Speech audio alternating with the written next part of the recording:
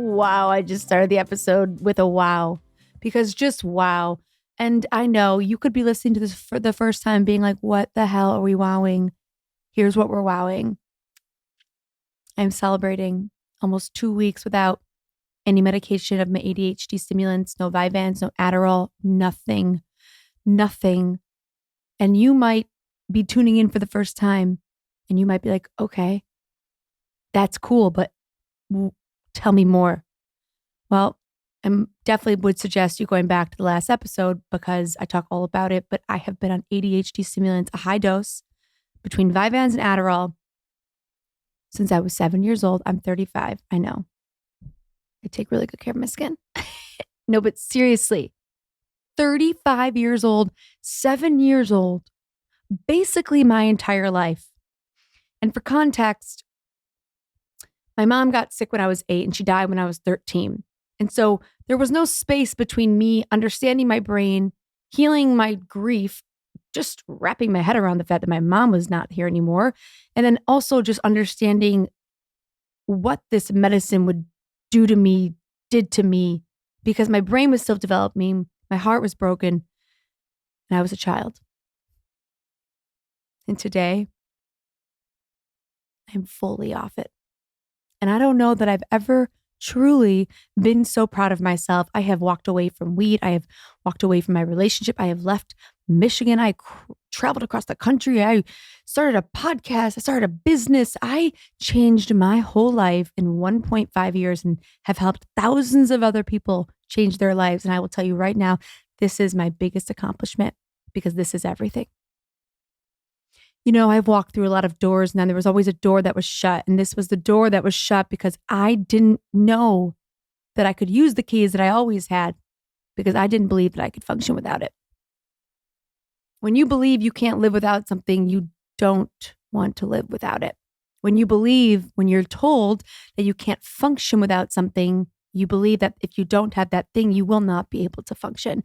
Well, let me tell you right now, I believed I couldn't walk away from weed. And I did. I believed I couldn't live without it. And I did. And not only did I live without it, I fucking finally lived. I believed I couldn't be without this person that I loved because then I have to go back to my old life and be lonely. Turns out I needed to love myself. I've believed so many things in my life that never turned out to be true. The only thing that turned out to be true was that the fear was so much greater in my head than it actually was in real life. And if I had just known that, maybe I would have leaned into the fear faster. This is my greatest accomplishment because this opens the door to everything. Now, what you might not know about ADHD medicine, Vyvanse, Adderall, Concerta, whatever you want to call it, I'm gonna really just talk about Adderall because that was the one that I was the most addicted to.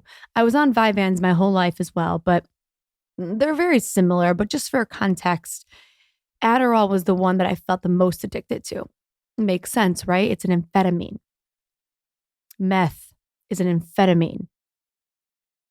These speed you up and they slow you down, especially when you have ADHD. If you don't have ADHD and you take these medicines, you're going to be running around your house with your head cut off. But if you do have ADHD and you take these medicines, you're still feeling like you're running around your house, but it's like a slow run and you're slowly, crossing things off your list on your own. You're like, oh, I'm going to do that. I'm going to do this. I'm going to do this. I'm going to do that. And it's really great for a long time. Here's the problem. It's only great when you're great. It's only good when you're good because it heightens every single emotion that you have, suppresses every emotion that you have. It makes you the best version of yourself and the most numb. After I walked away from my weed addiction, I felt more alive than I ever had in my entire life. And here's what I've discovered is that although I was still taking my ADHD medicine, I had basically opened up another door for my body and my brain to heal. I had been depending so much on weed for dopamine because weed increases your dopamine and fucks with your nervous system that once I got rid of it, it was like my body went back to like this other baseline, the baseline that I had just been with my medicine. And so although I was still in fight or flight mode, it was like a less version of that because I wasn't getting high all day. So I had this newfound energy and it was all true. The high that I had from not smoking was all true. I built a business. I moved across the country. I've helped transform thousands of people's lives. Top 100 podcasts. I mean, it was all true. Like everything that I talk about and that you listen to and how great I felt, it was all true. And then this is what happened. About 9 months or 10 months into my blissful year of just joy, I started to get really burnt out. I was focusing on just my walking away from weed program, and I had been really trying to just put myself into a box because ever in my life, the main theme of my life was you gotta focus. You gotta focus so much, Ricky, that we're gonna give you medicine to focus. So the theme of my life is I can't be more than one thing. I have to focus.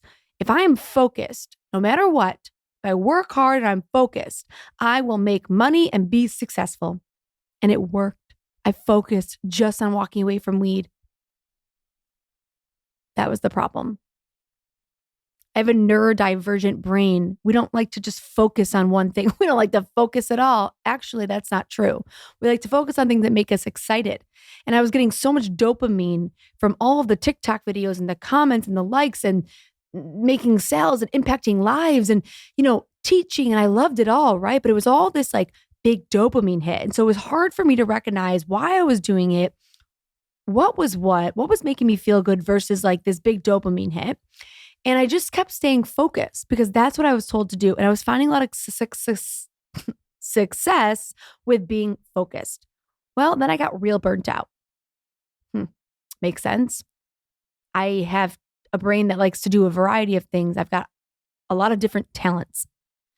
And to stay focused just on one thing for someone like me was like a jail sentence, even though I was doing so well. To be known as just one thing, it was just like, it was overwhelming for me. And I had this sense of guilt and I started to get bored and I wanted to change my focus, but I didn't have something else that I wanted to focus on. But I just wanted to add to what I was doing, right? Like expand my topic and just add and just continue to evolve while still having my walking away from weed program because I love my program more than anything that I've ever created. It's the coolest thing I've ever created besides my podcast. I didn't want to get rid of it, but I wanted to expand. But I couldn't. I couldn't because my central nervous system was shot. I was so scared. I had so much fear. And I had so many money issues. Like was making great money and then I was just like self-sabotaging it without even realizing it. Because what was happening, and this is what I had learned, was that my body started to go back to that self-sabotaging loop of like, we're doing great, we're not, we're doing great, we're not. And I was like, what the fuck is going on? So I started taking more medicine, thinking the medication would get me out of this mess. And it wasn't a big mess, but it was a mess that I wasn't like used to anymore, right? You calibrate to this next level version of you and then old stories come up and old shit comes up and you're like, no, we're not here anymore. Like we have changed the chapter, but the old story comes with you when you really haven't changed the chapter fully. You've written half the chapter. So there I was, successful program, successful podcast, doing great. Honestly, like struggling a little bit with my physical health, a lot of bruises on my body. My weight has been fluctuating like the last 2 years. Honestly, it's been fluctuating my whole life, give or take 3 or 4 pounds. I'm very small, so like that's a lot. Hormones all over the place. Feeling really depressed before my period. Feeling really bored of my program, not putting it out there. Like I'm experiencing all these old familiar feelings. And my first thought process is like, do more. So I'm hiring people. I'm trying to turn it into this or do this to this or okay, let's just brainstorm what we can make walking away from weed different or I don't know. Like it was like go more, and it was like more, and then more medicine. Because as long as I was taking more medicine, I could keep up with the more that I was trying to do, but I wasn't getting anything done. And every time I had an idea, I would act on it because my brain was moving so fast. Every time I felt good, it was followed by a deep feeling of, wait, I'm so confused. Who am I? Every time I wanted to put something else out there, I couldn't because I was so nervous and I felt out of alignment. And I'm telling you right now, this was a life-changing experience and it was only for 4 or 5 months. Usually it was like years of this, but I was smart enough this time to know what it felt like to feel good and this didn't feel good anymore. I didn't want to fuck up my whole life. I was like, I've come too far. And I remember I looked in the mirror and I was just like, why are you taking so much medicine? Why are you always taking so much of things? And I realized that I'd done so much work on myself and there was only so much I could do because my central nervous system was literally living in fight or flight mode because that's what the medicine does to you. I want you to listen to that. And I'm not trying to make you feel bad, but these medications and like weed, these things, they attack your central nervous system. They essentially put you in fight or flight mode. So even if you do therapy and even if you go work out and even if you meditate, you're always in some version of fight or flight mode, which made a lot of sense because once I wasn't as focused and once I was a little bit bored and once I wanted to expand, my nervous system couldn't handle it. It was like, no, we're not doing that. No, you don't get to be successful. No, we can't hold that money. No, just no. It had reached a level of safety and I was over pushing. And I wasn't an embodiment with my work anymore. And when I realized that, it was like somebody just took my heart and like broke it. Because I remember having that feeling where like I wanted to do all these things with my life and I was getting high all day. And I remember thinking like, you'll never do anything with your life because you're not an embodiment of the work that you want to do. How can you help someone if you can't help yourself? So for 5 months, I'm going back and forth with myself, taking more medication, more, and trying to turn walking away from weed into all these different things, even though it was already a thing that worked, trying to do all these different things and dysregulated nervous system 24 hours a day. Because the medicine heightens everything. So it was really great when I was feeling great. It heightened that. But then I started to feel bored and anxious in these self-sabotaging loops. And I'm sitting there like Googling my human design and my personality. And like, I don't fucking know. I'm just like, give me an answer. And then I'm like, oh my God, this is the answer. I have the answers and I can't get to them. I have the answers and I can't get to them. And that was so eye-opening for me. I felt like I was back where I was right before I walked away from weed, but it was different this time because I was different. There was no going forward without doing this for me. There was no more healing without doing this because I couldn't get to my nervous system. I've never really regulated it the way that it needs to be regulated for me to continue to evolve. It was regulated enough to continue on the journey to get me to a certain place. But then old patterns started happening again and I couldn't get past the door because the door was locked. It didn't matter that I had the keys. I had tried to open it like numerous times. Sorry, like just sneezing, coughing. I don't even know what that was. At some point, when you get to a new level of yourself, you have to expect new levels for yourself.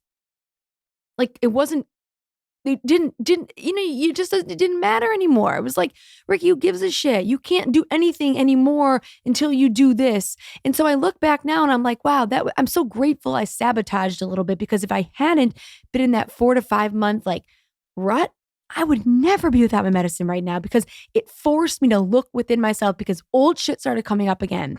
And that was painful. It was a painful experience for me, so painful that I was willing to change.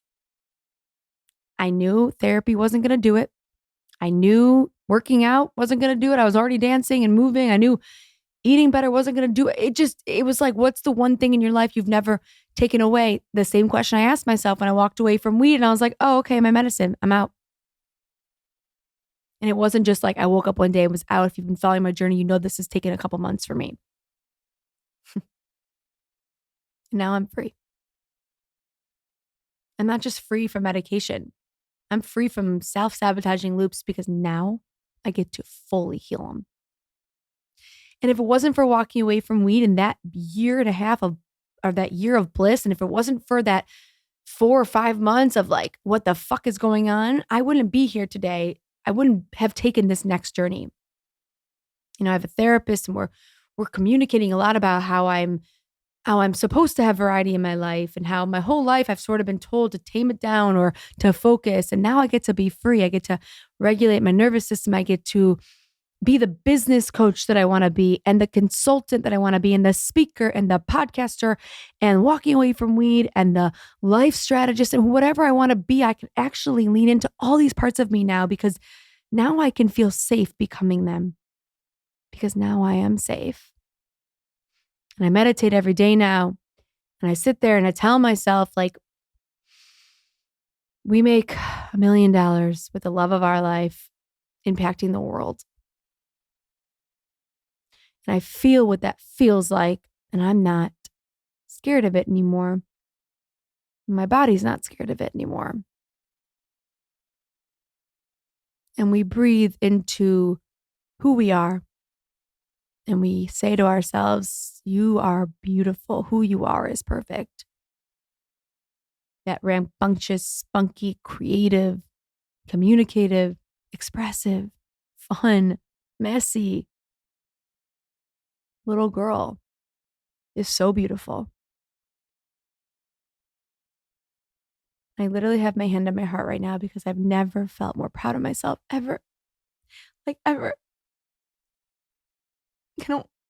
It's like hard for me to find the words because this was my scariest walk yet. I'm doing it. And I'm so proud of myself. Because if I can do this, I can literally do anything. I can help as many people as I want with their lives, with their businesses. I can make as much money as I want. I can create as much impact as I want. I can find the love of my life. Like I can do anything because I did this. And I've had to make changes to do this.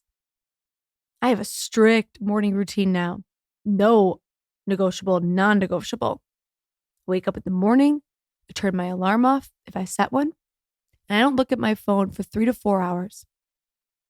Not one look. I can't. My brain simply cannot handle the dopamine. It's too much. I take my supplements. I take about 11 supplements now. I can link them in the show notes, or I'm not going to link them in the show notes, but I am going to put up something that like people can, they can see my routine and stuff. I take magnesium, lion's mane, fish oil, like different variations of those. But I take like 11 of them. I drink a very large cup of water. If I'm feeling real spicy, I do my lymphatic drainage facial massage. And then I go to the kitchen and I eat something with protein. I'm really just eating Greek yogurt with almond butter and fruit and some gluten-free granola. And then I make a coffee. And then I go for a walk. And I don't do anything else for 3 hours. Maybe I read, maybe I stretch. No phone. Waking up, not looking at my phone for 3 hours, taking all my vitamins, drinking a big, big cup of water, making my coffee, eating something with protein, and going for a walk. This routine has transformed my life. It's allowed me to get off my medicine. Your diet is everything. Your movement. And then every day, besides that morning routine, like the rest of my day right now, I'm just allowing myself to just exist. I'm dancing, I'm writing, I'm creating, I'm podcasting, I'm reading, I'm resting. I'm giving myself 30 days to just be. No pressure. My program, Walking Away from Weed, is still out there. I'm closing the doors to it soon. And I'm finally going to take action on all these things that I want to take action on, but not right now. But I know that I will. All the things that I've wanted to turn Walking Away from Weed into, I know it's going to happen now. My podcast, my speaking career, like I'm going to be one of the most well-known motivational speakers out there. Like I can say these things now and my nervous system's just like, okay. Like, all right, Ricky. Because I put my hand on my heart and I'm like, we got this. And I got this strict morning routine that's keeping me in place. I meditate every single day between 1 minute to 5 minutes. I'm spending so much less time on my phone. I can't simply do it anymore. It hurts my head. It hurts my brain. And I'm trying to figure out my why. Not what do I want to do with my life, but just what do I want to feel like? What do I want my life to feel like in love and life? I'm not looking for answers. I'm looking for feelings because I can feel them now. I'm so grateful to be where I'm at. I am so grateful. And if I can do this, so can you. You can leave your relationship. You can walk away from weed. You can build a business, start a podcast, move across the country. You can walk away from your antidepressants, your ADHD medicine. You can lose weight. You can change your career. You can change it again.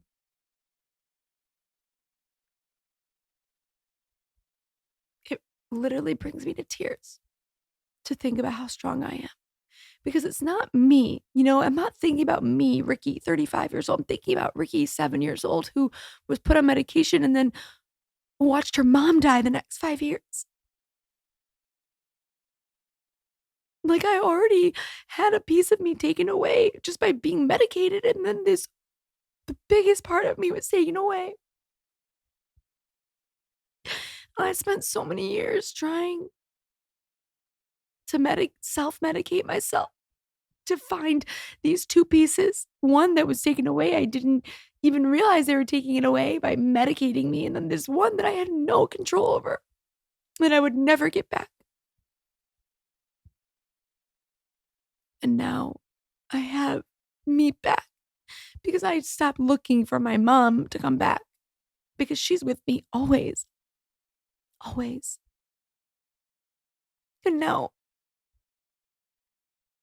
this little girl is here.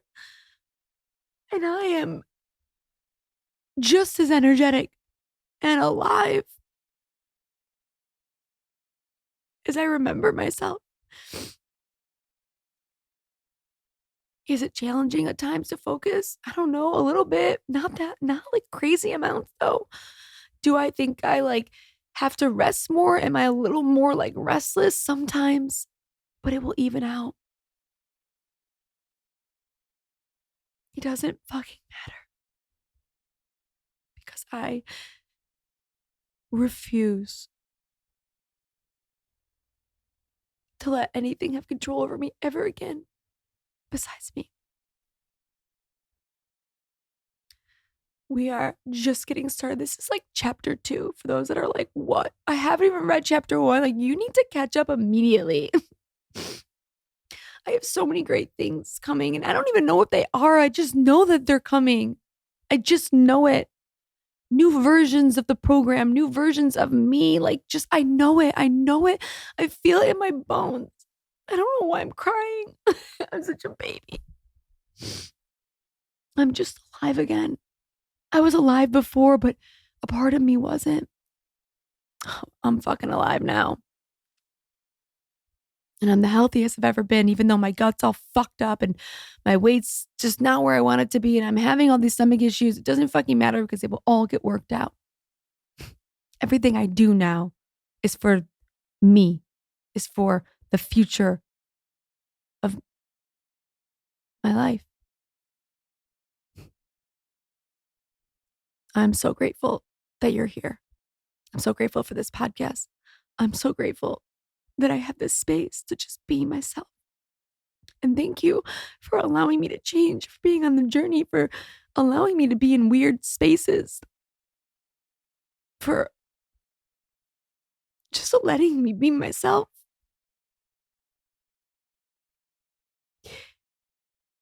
It's the most beautiful experience of my life. Becoming myself again. And that dog just has to ruin it. What the fuck? All right, I gotta go. You can join the Walk You Away from Weed program. It closes in a week. Do not wait. The next time it's offered, it's not going to be offered for the next couple months because I'm going to be actually doing things with it now behind the scenes. I'm going to be offering different things and I'm so excited, but I don't want to talk about them right now because right now it doesn't matter. Right now, the Walking Away from Weed program is open for you. The price is $600. It's going to increase to $1,000 in the next few days. Those are my offerings right now. And I will have plenty more for your life, for your business. But right now, I'm just so happy to be where I'm at, to be free. You deserve to be free. I'll see you next week.